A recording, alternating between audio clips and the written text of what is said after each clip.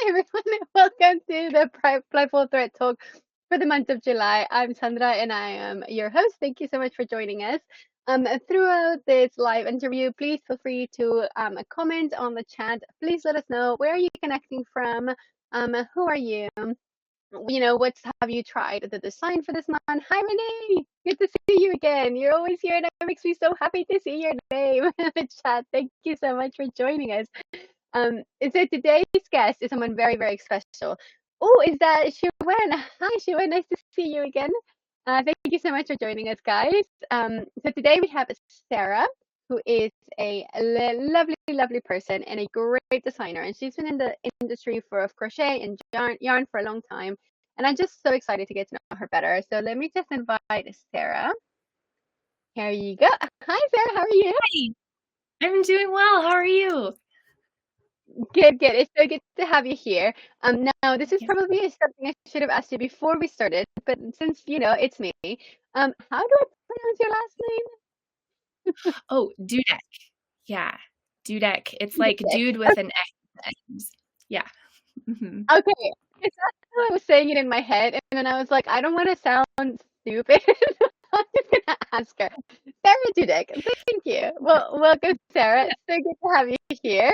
Um, so tell us a little bit about yourself. Like, where you said you're in Colorado. Are you like a countryside kind of person? Are you a city person? Tell us about your life. Yeah.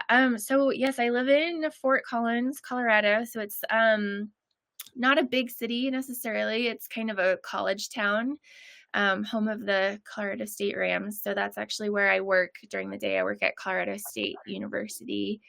But it's a beautiful, beautiful place. I love living in Colorado. We've got beautiful mountains really close by, so lots of great hiking. Yeah, it's a wonderful place to live. Mm-hmm.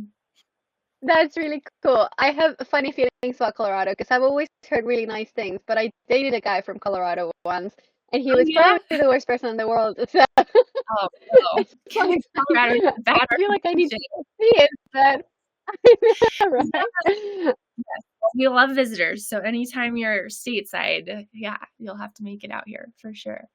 Yeah. Definitely.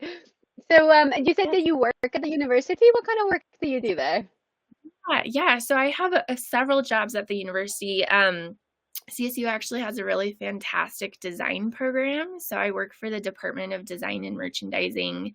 I'm actually an alum from that department as well. I got my master's degree in apparel design from that program, and then went off, Okay. worked in the yarn industry for a bit, came back right after the pandemic. So um, I started off, I manage a summer program for middle school students. So especially underserved middle school students. So we're like grant and donor funded, so we can offer the program for free for kids with lower incomes. But it's a program that's focused on emphasizing the STEM fields, so science, technology, engineering, and math, through the lens of fashion and apparel design. So we do a lot of like textile science. I did a crochet math class one year. They get to do like digital design on the computer and print on our digital textile printer. It's a pretty cool program. So I do that in the summer. That just wrapped up. And then throughout the school year, I work with the department to do like event coordination and communications. So lots of like website updating. I'm really involved in planning the fashion show each year, which is a ton of fun. It's a really big production here in Fort Collins. And fun things like the Industry Expo, where we get lots of different apparel companies, especially outdoor companies being based in Colorado, that come in and work with our college students. So it's a pretty fun job, lots of creativity, and still have kind of that design work in there, but like lots of tasks, lots of things going on all throughout the year. So That's so cool. I was yeah. always quite jealous of like alums that went back to work at their university because like that's such a good time in college, and I like half of me wishes I could get back there and like kind of be in the community and like hang out with people and like how does that feel? Does it feel like, oh, you're going back, or like do you love it? Yeah, oh, I love it because, it's great to have, people who were once my teachers now are my coworkers. So you kind of get to like build and expand on that relationship and then continue learning from them. So, we're also a research university. So lots of really fun and exciting research happening with like clothing sustainability and technology and adaptability, accessibility. It's just really cool to see kind of like the cutting edge things that are happening, at the forefront of like how to move the industry forward. So Yeah. yeah, it's a fun That job is for so sure. cool. I love that. Yeah, definitely. And tell us about your personal life. Like, what kind of hobbies do you have? Do you live with your family? Like, what's your Yeah, a day in the life of Sara? day in the life. So I have a husband. He's wonderful, a husband partner. He's actually just in the other room getting ready to go clean out our boats so we can go boating later. So he's fantastic. Very lucky to have him. No kiddos, but we do have a dog who hopefully won't bark. He's under my table here, so you might hear him at some point. Yeah, hobbies. I crochet a lot, and so especially now that crochet isn't my day job anymore, it was for a lot of years. That's really my most fun hobby, but we also really love hiking and getting out. We live near a lake, so getting out on the water. I do some yoga, things like that. I'm also a dance teacher. I teach dance to high school and middle school students. So, yeah, lots of kind of fun active hobbies to get up and moving since I spend so much time with a hook and yarn. Yeah. I mean, about when someone asks you what you do for fun, and then you realize that you're actually not fun. And Yeah. it's like, yeah, I feel like that's me because I just love to crochet, and like actually that is like that makes me happy. And then like we go for walks, and it's like, yeah, it's fun. Yeah. Oh, I love a good walk. Absolutely. I'm right there with you. Yeah, Yeah. I joke with my husband a lot that, my hobbies are for someone that's typically much older than me, but I just love them. So, like, walking, singing, love it. It's Yeah, fantastic. It's so, like, peaceful and calming for your mental health. So, exactly. Yeah, yeah. That's so funny. So we have a question from Shuwen, and she says, does working around research, RE, fashion, sustainability make you more conscious of what types of yarn fibers to use in your crochet? That's a great question. I really want to know. Tell us. yeah, that is a great question. It definitely has. So, kind of the more I've learned about, like, fiber and textile science and how kind of, like, like acrylic and polyester and all those things are made, I definitely have leaned much more towards cotton or wool as like fibers that I work with my crocheting. But I think it's also important to be kind of, yeah, we've had lots of conversations with this in my past crochet related jobs about how you can be kind of a yarn snob where you don't want to use acrylic yarn and acrylic, given its affordability and its accessibility and how much crocheters love it in particular, you definitely want to, I guess I don't look down on acrylic, but it is a Mm. personal choice for me to try to use less acrylic if I can, only because of the sustainability component, but also just like for garments, it's nicer, it's a little drapier, to not have the acrylic in there. But I mean, so many crocheters out there love acrylic, and so no shame to them. If you love acrylic, like use the acrylic, go for it, do what makes you happy. But yeah, that's a great question. Yeah, thank you for that. I think definitely information changes the way we see things, and we can't just ignore things like that. But like you say, right, it's like it's all about accessibility and making, because crafting is relaxing and it's peaceful and it is like therapeutic. So Mhm. you can't deny that to people that can't afford, expensive yarn. So I Yeah, completely agree yeah, with you. affordability is huge. Yeah, yeah, use the yarn you have. Yeah. I say with my huge yarn collection behind me, but, yeah, Well, I mean, you have what you have at hand, right? So there you go. I'm ready for my back there, so. I love that. Yeah, that's so cool. And how did you get into this crafty world? Like, were you taught by a parent or by a family member? Did you get into it by yourself? How did you get into crochet? Yeah. Yeah, it started with my mom. So, we moved to Colorado when I was really young, and one of our neighbors actually owns a local yarn store. And so, she was like, this looks like a really fun place to hang out, kind of embed ourselves in the community, meet our neighbors a little bit more. So she went and took a knitting class. And I remember she came home and she was knitting a pair of mittens. And I was just like mind blown. Like, wait, you could actually like choose which colors and like what stitch you want to go wear. Like, that's amazing. Like, I would love to be able to do that and be able to just like customize a pair of mittens. So I learned to knit first with some mittens and then like a little teddy bear. And then I saw a really fun crochet bag on display in the store. And so my mom signed up with me. We took the crochet class together. And I don't know if a lot of other crocheters, especially crocheters who also knit, but as a kid, I was just so much more drawn to crocheting than Yeah. knitting. I'm the like when you messed up, the teacher showed me you can just like start pulling and Yeah. whoa, like mess with the needles or worry about it all unraveling. There was so much more freedom to kind of like take it on by myself as a kid so that you didn't have Hmm. to, get help from an adult. And then it was just also so much easier. Like it was like a beach bag class we were taking, and I wanted to turn it into a backpack. And it was just so easy to like Play with it. crochet. Yeah, start crocheting wherever you wanted and attach something wherever you wanted. And like it just seemed so much more freeing in terms of like changing what you wanted to do. So Yeah.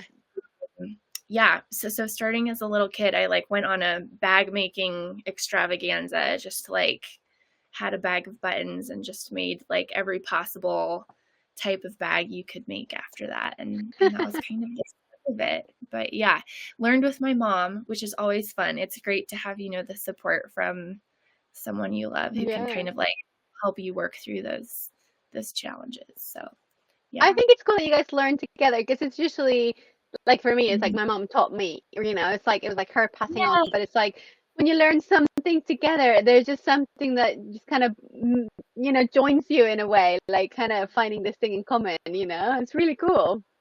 totally.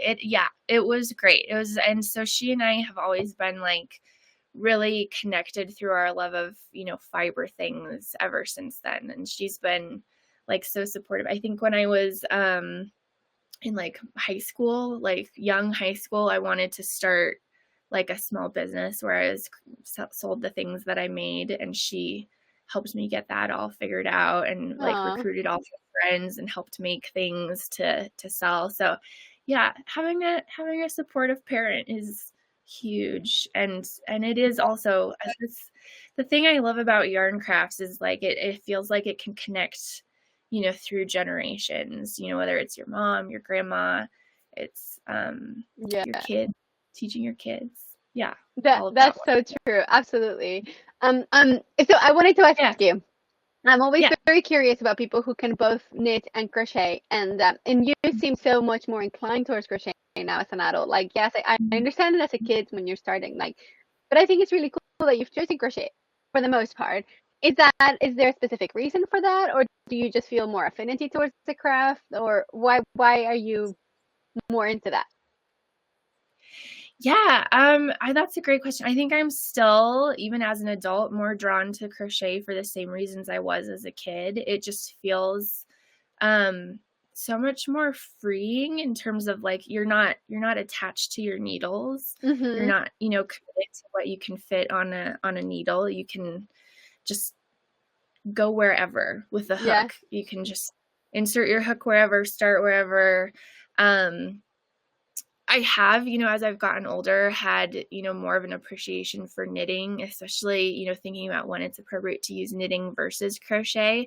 But one of the things I've really loved about getting more and more into crochet as an adult is, um, typically people think, well, if you're going to make a garment, knitting is better. But, the more you get into crocheting and experimenting with different stitches, different stitch patterns, different fibers, the more you really recognize like crochet can do anything. It's really perfect craft for anything that you want to do. So, yeah, not being hooked to like attached to needles is probably still why I love Yeah. crocheting. I love knitting too, but Yeah. crocheting for me is a lot more fun, a lot less stressful. Yeah, yeah, fair enough. No, I love that. I think that's like a great way to put it because I feel the same way. Like I also love to knit, but I do find it Yeah, a bit more like I have to actually think about it way in advance what I'm gonna make and like how I'm gonna make it and like it doesn't feel that free in a way that I can just be like, oh, well, I'll just change this or I'll just add something here. It's yes, like everything has to be preempted, like you say, and that can be a little bit yeah, stressful. totally, totally. Yeah, there's less ability to kind of like fix something on the fly. Yeah, Yeah, it has to be more planned out and yeah, exactly. 100%. I agree. Cool. Yeah. Awesome. Okay, Renee is asking if you can show us your pup. Is he very far Oh away? yeah. Um, he's also a little drugged up at the moment. Here in the United States, we just celebrated the 4th of July Independence Day, and Of so course. yeah, he might come over in a bit. I'll try and get Okay. him over when he's done napping, but yes, he has a lot of anxiety around fireworks, and Yeah. just been going off constantly in our Yeah. neighborhood for the last week. So Oh. he's on anxiety medicine at the Oh, moment. poor boy. I thought he was maybe like hungover or something. I was like, fair enough. A little, yeah, from medicine, yeah. Oh, poor boy. That's so sad. That's so funny. Yeah, My husband was just reading me this like summary of like accidents related to fireworks over the 4th of July. It's just like people just do not learn, do they? no, I know. I heard recently that people are moving more towards, like, drone shows, which I know in our house we would love. Archie, the dog especially, would Yeah. love a drone show over a firework, for sure. Yeah, fair enough.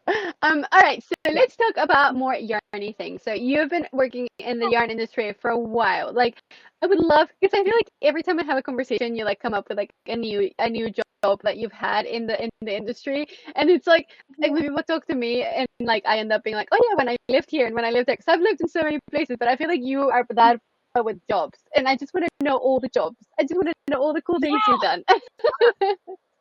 Yeah, well, gosh, let's see. I started off doing kind of crochet design Okay. work a long time ago, like probably 15, 20 years ago. So that was Etsy was just getting its start back then. Ravelry, had been around for a while, but was like really growing Yeah. during that time.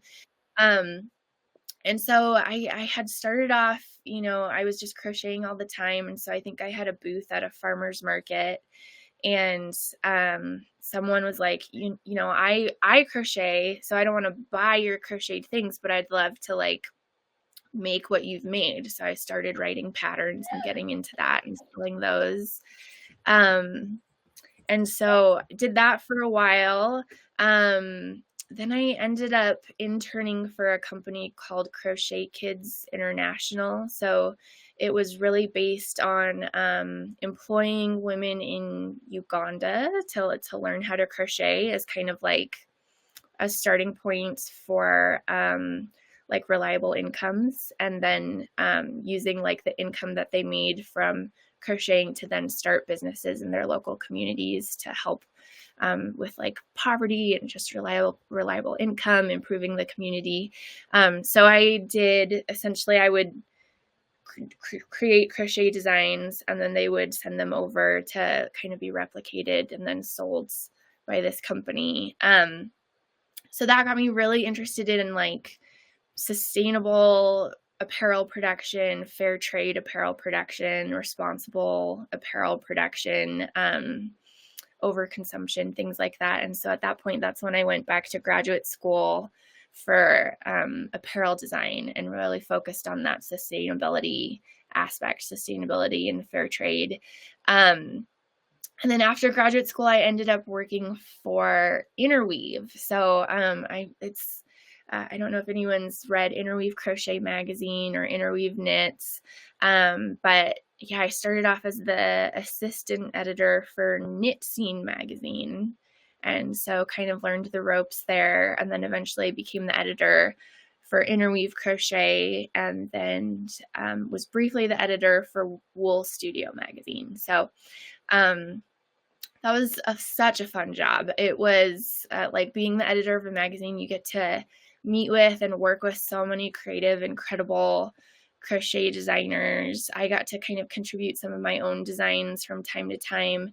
And during that time, I really learned a ton about, I felt almost embarrassed about the patterns I'd written, years before, because you learn like these incredible designers who have been, really like writing patterns for so long. And then also the people I worked with who are incredible pattern editors, which is such a skill to like really be able to edit a pattern, find those mistakes, make sure the grading for the different sizes is accurate and will work for, all the different sizes. So, learned a ton about like working with different yarn companies through that.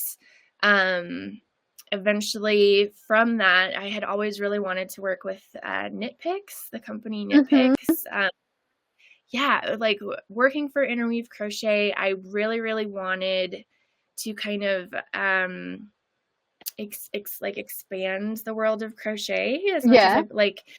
Time there's kind of that like stereotype that it's like all granny squares and Afghans and cheap yarn, and there wasn't really like a great emphasis on like all that crochet really could do, and was really to the Knit Picks company because they have pretty high quality yarns for a very affordable price, which felt like a really good entry point for crocheters to kind of get into using these nice yarns and working with like some more complicated patterns. And so Knit Picks decided to start a sister brand called We Crochet. And so I transitioned out of working for Interweave Crochet to then help start the We Crochet brand, which was fun. I think that's when I knew you, because I started working when not like doing patterns with them, and I'm pretty sure we had like email communications about them, right? Yeah, okay. I was like, it is you. So, yeah, absolutely. Because the really that brand, which is why I really love that brand so much, it was really built on only because we were able to work with, incredible people like you and other fantastic designers who were kind of in the same mindset as us, where it's like, let's expand what crochet can do. Let's make it accessible to way more people because of its affordability, but also like really challenge the stereotype of what crochet is. And, in the craft world, there's like, for some reason, there's this like concept that like knitting's up here and crochet is down here. Like it shouldn't be that way. Let's get crochet here, like where it should be.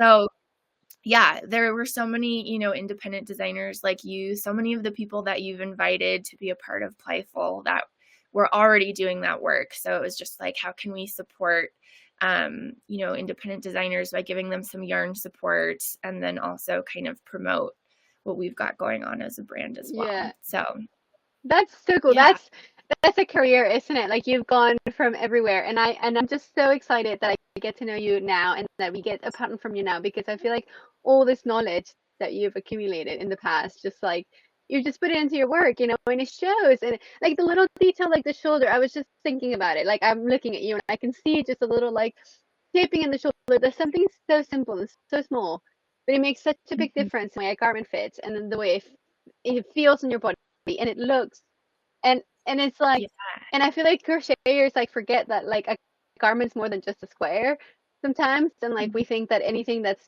beyond that, it's too hard, and yet you have all this knowledge that you've put into it, and I just love it. I'm so glad I get to know you now.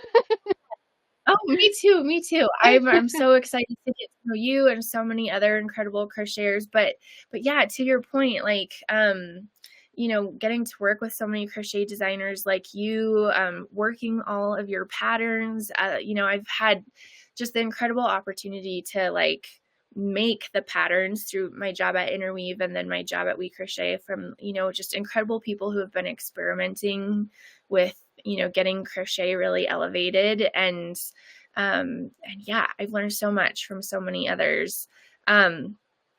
on that point though, so one of the cool things about my job now, the kind of STEM focused part of working with middle school students, we just had a guest speaker come in from Australia. His name is Dr. Mark Liu, if you ever look him up. But he uses math to do like garment shaping, like with like hyperbolic shapes Okay. to make clothing fit better. That's his whole like principle. So he just taught our middle school students that, and the whole time I was sitting there thinking like, oh my gosh, I can't wait to apply this to crochet patterns. Like, especially, thinking about hyperbolic shapes, he was talking about inserting like darts and gussets and things like that. And the great thing about crocheting is you just do an increased stitch and Yeah. you've got a gusset. Shape. So, Yeah. yeah.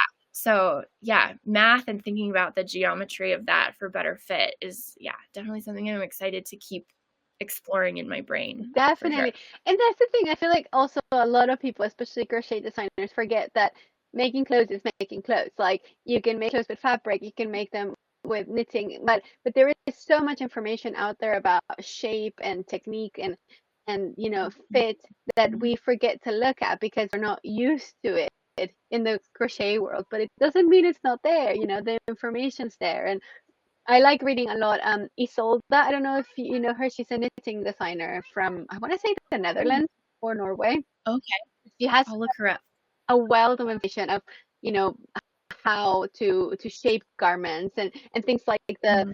the um the angle of our shoulder drop, for example. Stuff like that. Like she just has all these numbers, and I just like, yes. Yeah. Yeah. Oh yeah.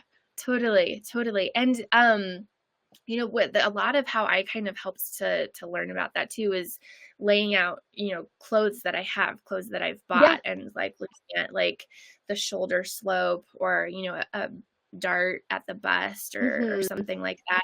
But even clothes that we buy don't always fit that well. So Yeah. like learning more about how we can implement, some shaping and customization and understanding all of that for fit. And that's why I love crocheting so much is, if you have, my body shape, I would say is not like a typical body shape. It's, I mean, I'm who really, does have a typical body shape? That's the thing, right?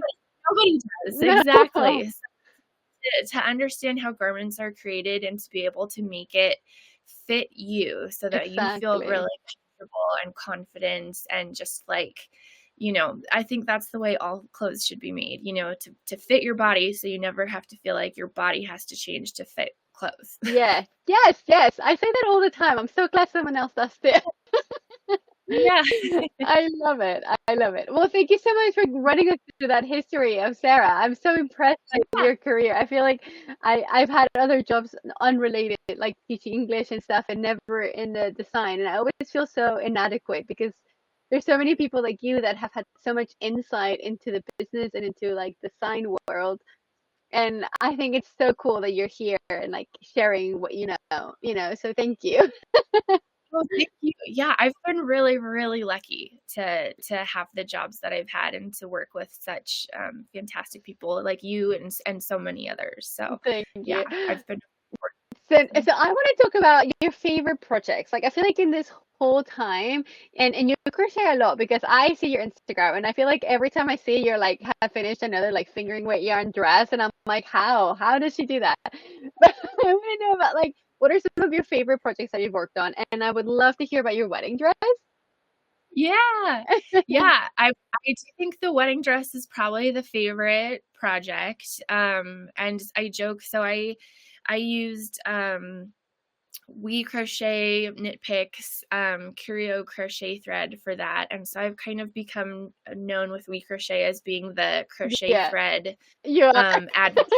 Yeah, I just love it. And the drape of that yarn is so lovely. And it's much easier to work with than you think. If you're afraid of crochet thread, give it a try because it's awesome. But I was actually working on my wedding dress project when I applied for the job with We Crochet, and I kind of joke that like that was what got me the job. Was I said, you know, I'm actually making my wedding dress with your yarn now. Hire me. That's me. I love it. But yeah, it was probably the project that's taken me the longest. I spent about a year working on it, and it was definitely one of those projects, you know, that you make it, you maybe rip some parts out, you let it sit for a month or two because you're just sick of it and need to like think through what to do next. You know, I kind of went into it without a huge plan, so I was kind of Okay. figuring it out as I went, like trying it on as I went, adding some shaping as I went. I made one top for it that I decided I didn't like, and so scrapped that and started a whole different top for it. Wow. Yeah, I actually bought, I think I've got it hanging up back there, but I bought a backup wedding dress at an estate sale in case I didn't finish it in time. Oh. So, but it ended up all coming together, and obviously it's my favorite project because it took so long. It took a lot of, you know, time to make it. I learned a lot through the process, but also, you know, I had one of like the best days of my life wearing it. So, yeah, I would say if for anyone out there, if there's like a big project like that you want to take on, I'd always thought, you know, I'd love to do this like big lace dress project, and you know, your wedding seems like the perfect time Yeah. to take it on.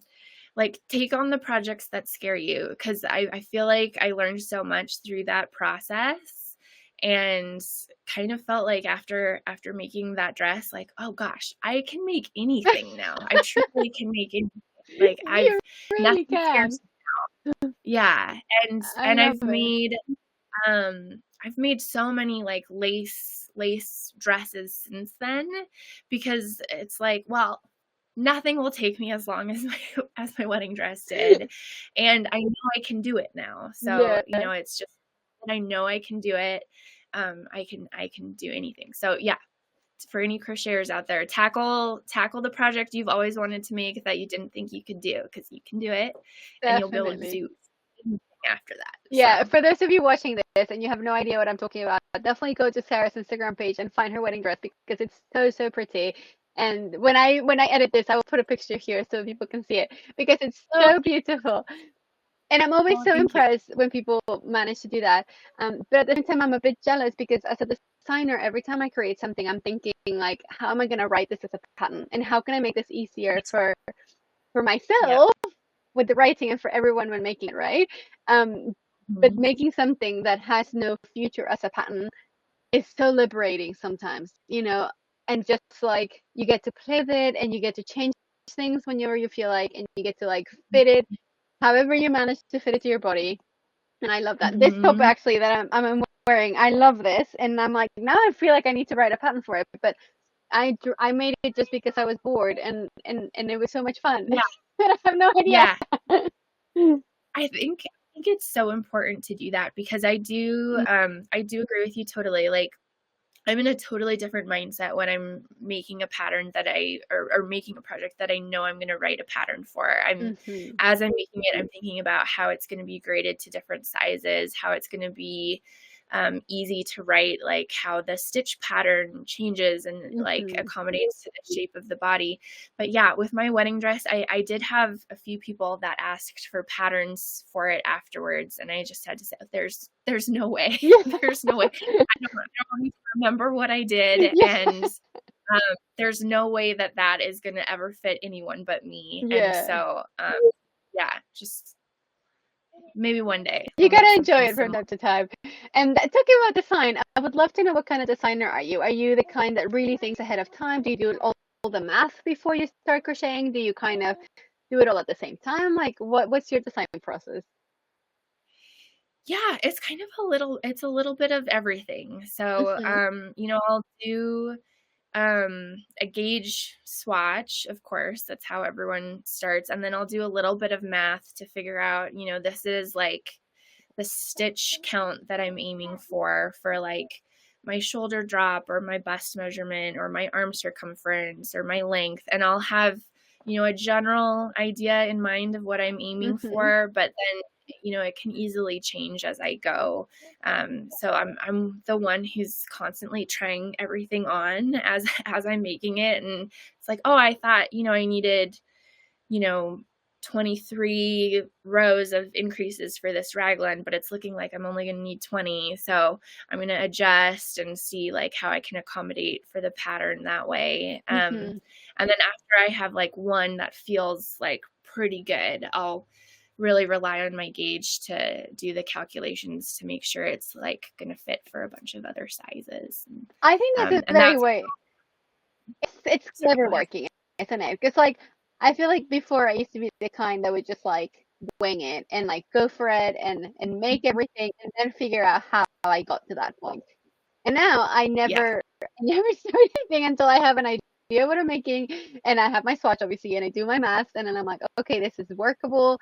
I have the information ahead of time, because like I just I wasted so much time sometimes going over like what did I do? Like halfway done with the project and you're like, oh no, that's not gonna work. I guess I should start over.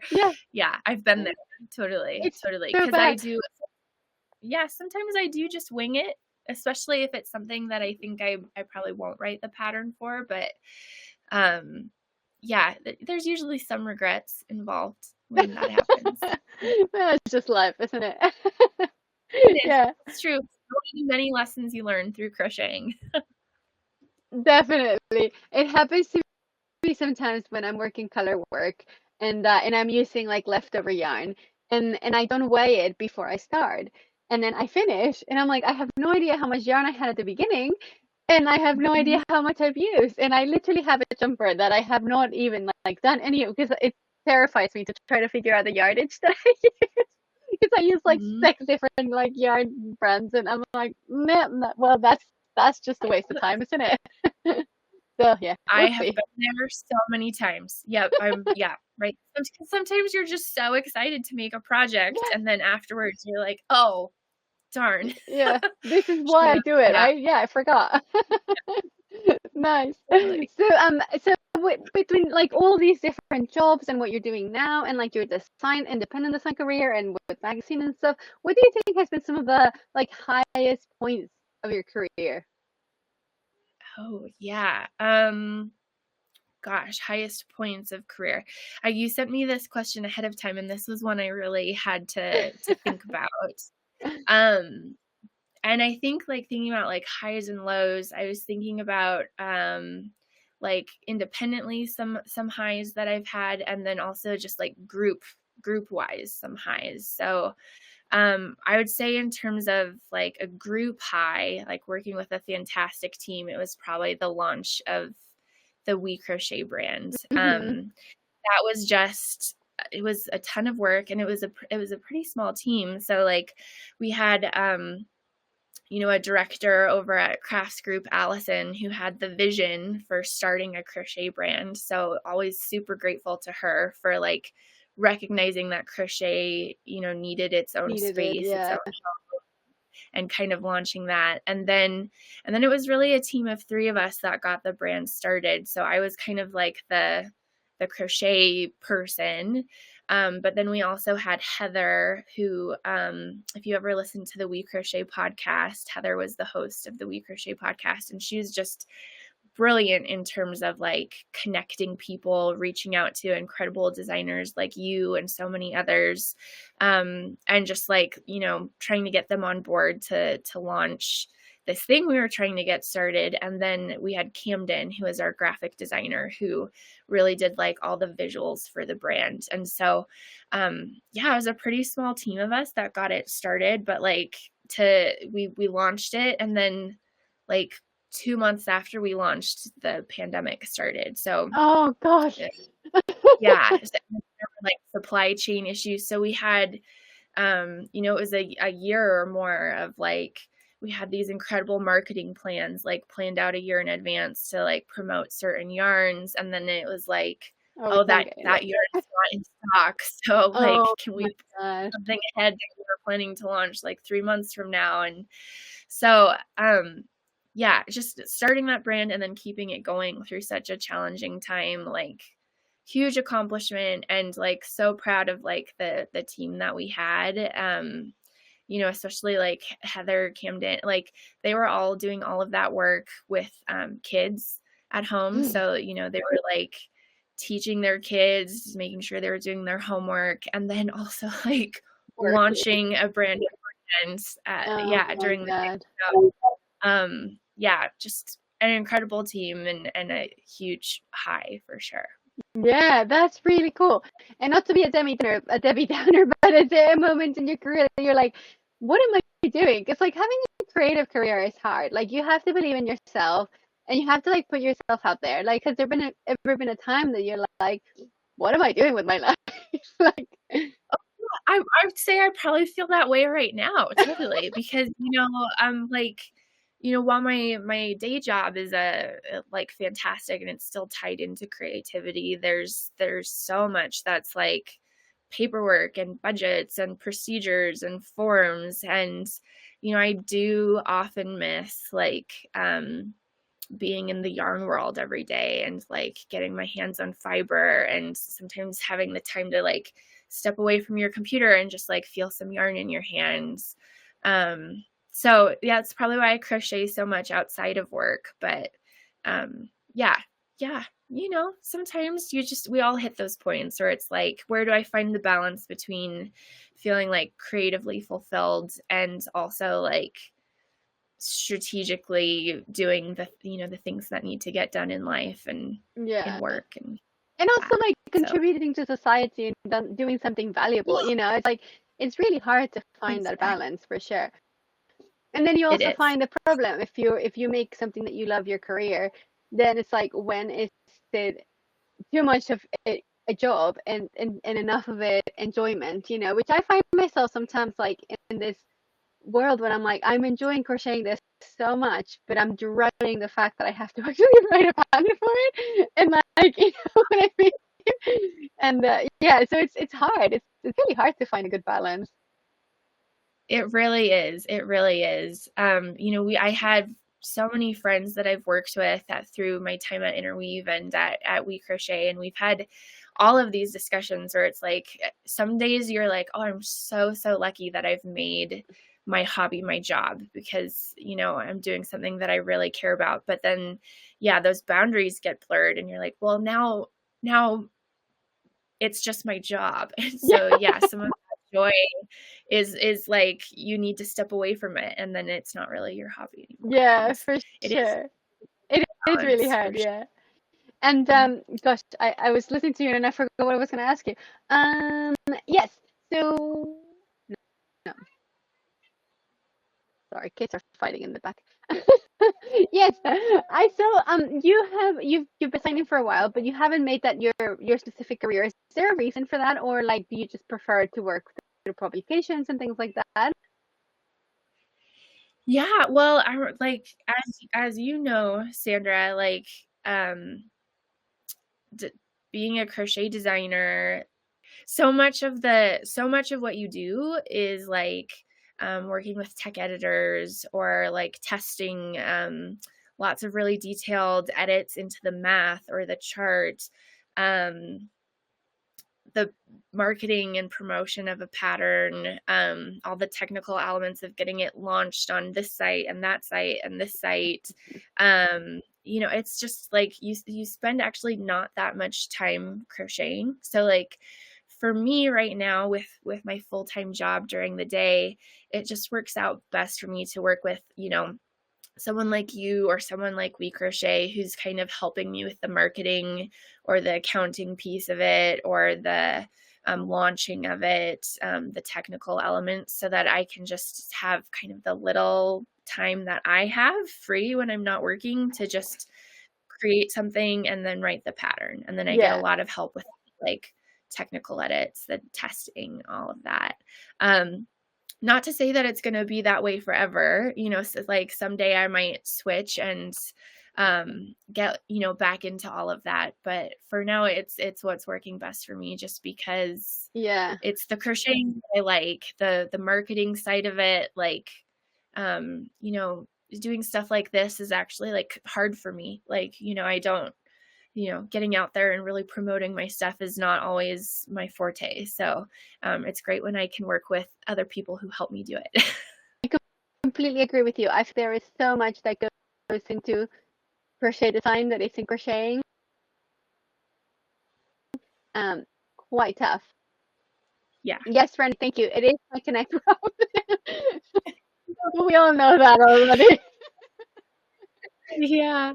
Well, yeah, I hope everyone's following your journey and all the places that you've been. You've been traveling to such beautiful places. So, Oh, that's I wish I could say like a few months ago we had a really bad issue and I just could not connect. I had like a proper breakdown. And someone said like, "Well, you shouldn't be traveling on those days," and I was like, "I just so wish I could do like we're literally just not possible." But anyway, someone has a really good question. So she went as well. Yeah, where would you like to see crochet in the next 5 to 10 years? That's a great question. What do you think? What are your thoughts? oh my gosh. Yeah, that is such a great And question. she's saying both in terms of within the crochet community and in mainstream fashion, which is a huge question. But go for it. Yeah. Yeah. Well, I would argue, well, fashion, mainstream fashion, crochet is definitely having its moment right now. It's like such a big trend at the moment, but also, I think a lot of people know this, some people might not, you know, while knitting can be done on a machine, crochet definitely can't be. So I think there's that struggle with fashion to make sure that, you know, if you're seeing crochet in fashion, that it's done responsibly and sustainably. So like a lot of the crochet things you're seeing at Target that's like really cheap or you know, a very affordable price, like that's probably indicative that the person who made it isn't getting paid enough to make it.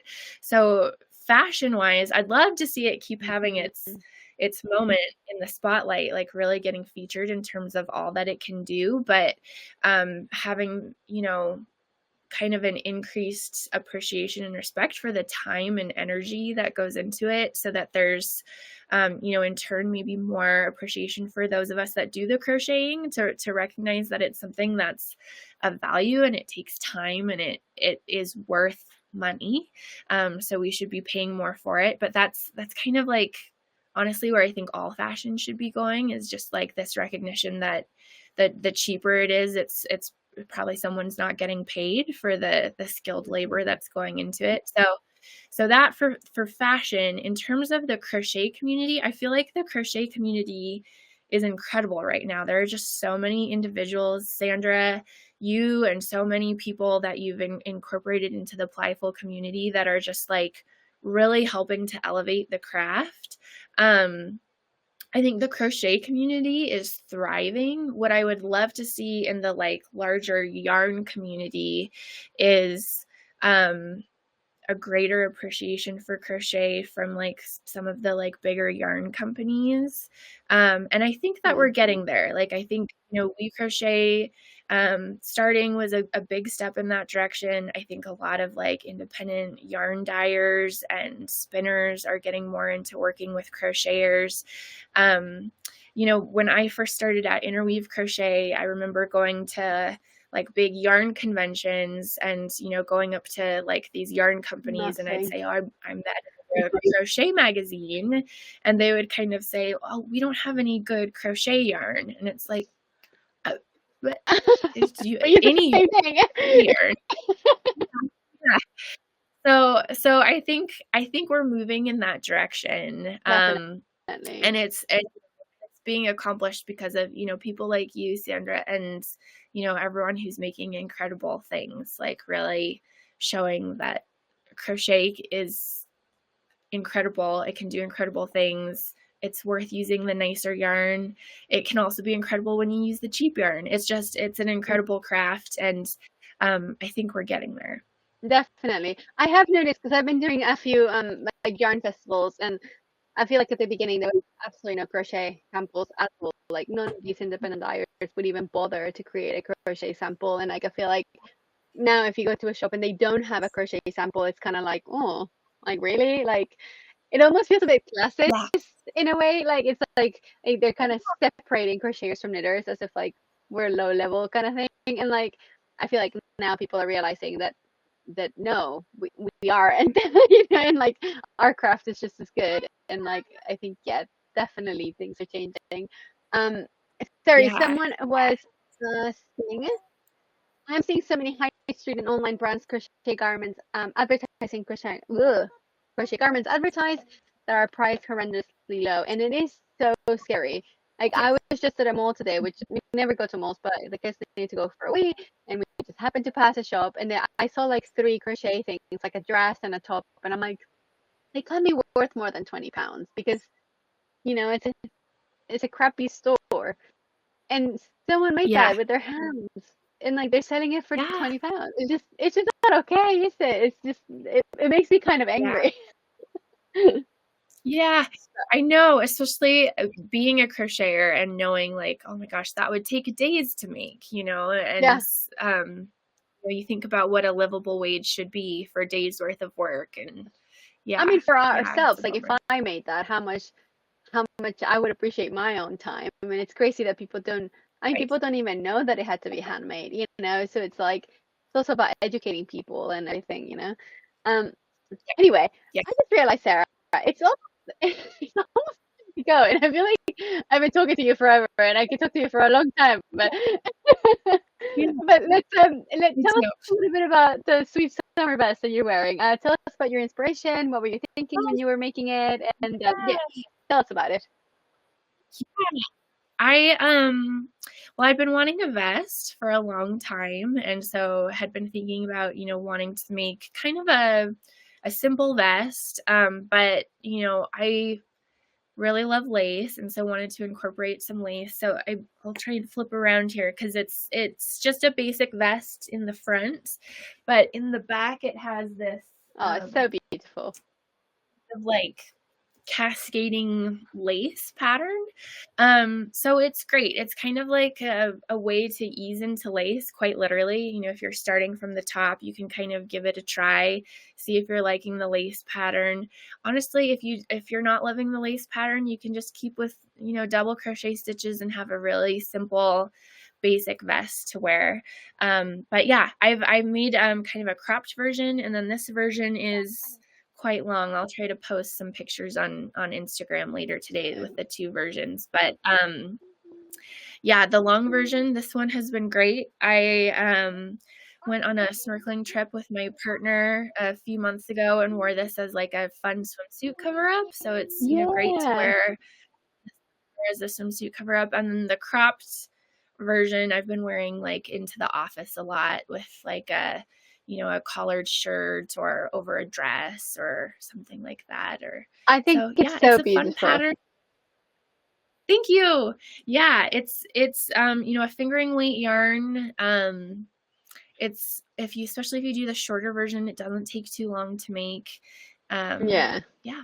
I hope everyone gives it a try. I love It's a it. lot of And I fun. feel like you had a vision for that one. Like back in the day when I invited you to join Playful, you just said you wanted to make this, and then you did it. You just created it to what you had in your mind. And I love that because it's perfect. I think it has that simplicity at the front and then like a fun back, and it's always nice to have a fun back. I think it's so much fun. Yeah, I love a fun back. It's hard to take pictures, but it's a lot of fun to make. Yeah. So, And tell us a little bit about what you're yeah. going to be covering in the class because, like, we talked about on Instagram really quickly. Like, people are a bit scared of charts. So, will you be walking us through the Sure. charts and all that? Yeah, so I'll probably start with talking about the construction method for this vest. So um, I started making it with the back piece first. And then I only make it to about the underarms, and then I start working on the front pieces. And what that allows for is try and show like this lace pattern kind of works its way around to the front. Yeah. So doing it that way avoids a side seam so Hmm. that you can just keep working the lace continuously and have it look really nice and smooth. So we're just going to talk through that in more detail so that it makes sense. I'm also going to talk about the ways to customize it. So I've got the cropped version, I've got this longer version, and then I'm hoping this will be finished by the time we do the class. I'm making a much longer version that does the decrease stitches for the lace a little bit differently. This is to allow for me, my hips are quite a bit wider than my bust, and so that just allows for like more room in, so that you can dress and like and stuff like that. So we'll talk through how to customize like that. I've also made all 3 versions in a different yarn. So we'll talk through like the different fiber choices and the benefits of each and like different fiber qualities. And then yes, talking about reading a lace chart. So I've got a bit of a lace chart in there. And just I love using charts. I think it makes lace so much easier. So we'll just talk through kind of like the visual aspects of that and how to use a chart to help if you're a visual learner. That's great. That's great. And for those of you who don't know, the pattern does have written instructions as well. I'm going to be honest right now. I do not like writing written instructions if I have a chart. It feels like a waste of time because charts are so much better. But I understand some people struggle, so I really appreciate that you wrote the instructions as well. So if people don't want to follow the chart, they are free to follow the written instructions, right? Absolutely. Yes, absolutely. And I will say, like, the one thing I don't love about charts, especially lace charts, is sometimes you might have like a whole big group of stitches and you're sitting there trying to count, okay, is that 3 double crochet or 5 double crochet? And that's a really good moment to then go check the pattern and be like, oh, it just says 5 right there. So I don't have to try and count it. Fair enough. I love that. Yeah. All right. So we have a comment here saying, Sara, the best is gorgeous. I'm so looking forward to making it. We've had so many downloads of it already. I feel like people are really excited about it, and I cannot wait to start seeing your guys' finished projects. Then someone was asking about the length. They said easy to make it longer, but you already answered that. So thank you. And you'll talk more in detail about customizations during the class, right? Absolutely. I will. Great. Yes. Well, Sara, we usually do with this or that is very silly and not important, but we don't have time today. We've gone over time, and I've really, really enjoyed talking to you. Hi, I'm so sorry. I was about to say goodbye, and there's your doggy. Oh, yeah, he's hiding behind my chair, but yes. Aww, so cute. I'm so sorry about this, by the way. I was just about to say goodbye, and then it just like completely. Yeah, of course. Well, I hope you have a grand adventure in Northern Ireland. I can't wait to see all the things you're up to. Thank you. Thank you. At the beginning of this trip, we started posting videos and reels like literally every day, and now we're like on one a month if we're lucky because they post it all the time. So we haven't actually shown anything about Ireland, but Ireland was amazing. Northern Ireland, it's looking like it's going to be really cool. And then off to Scotland we go. I can't wait to see. I know. So at the masterclass, we will be we will be in Scotland. So hopefully you'll find a good place. But Sara, it's been such an honor to have you. It's such a pleasure. I feel like I could talk to you forever. And if you're ever in my neck of the woods, let's definitely have a beer and hang out. But yeah, lovely. Thank you so much for coming, and we'll be in touch. Yeah. Thanks everyone. Thanks for joining us. Bye bye.